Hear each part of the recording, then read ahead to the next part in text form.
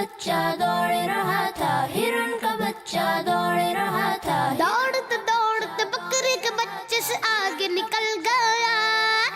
راستے میں میمنہ ملا، ہرن کا بچہ اسے بھی پیچھے چھوڑ گیا، قریب ہی ایک نالا بہ رہا تھا، ہرن کے بچے نے چھلانگ لگائی اور نالا پار کر لیا،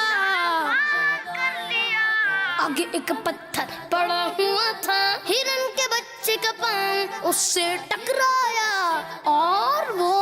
گر پڑا، درد کے مارے اس کی آنکھوں سے آنسو نکل پڑے،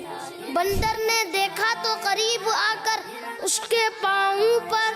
ہاتھ پھیرا، ہرن کا بچہ اور زور سے رونے لگا، بھالو آیا، اس نے ہرن کے بچے کو اٹھایا، لیکن اس نے رونا بند نہیں کیا، اتنے میں اس کی امی آ گئی،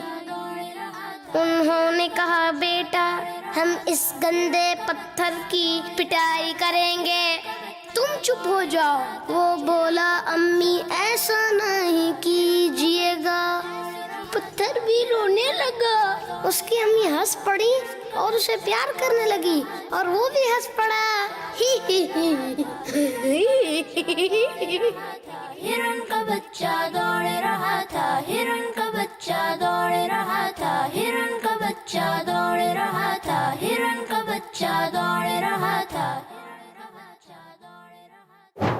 پیارے بچوں، دیکھا آپ نے ہرنی کے بچے نے کس طرح اس پتھر کو معاف کیا، ہمیں بھی اگر کوئی تکلیف پہنچائے تو اسے معاف کر دینا چاہیے، کیونکہ معاف کرنے کا حکم ہمیں ہمارے پیارے اللہ پاک نے ارشاد فرمایا، خذ العفو، ترجمہ اے محبوب معاف کرنا اختیار کرو۔ بچوں کا مدنی چینل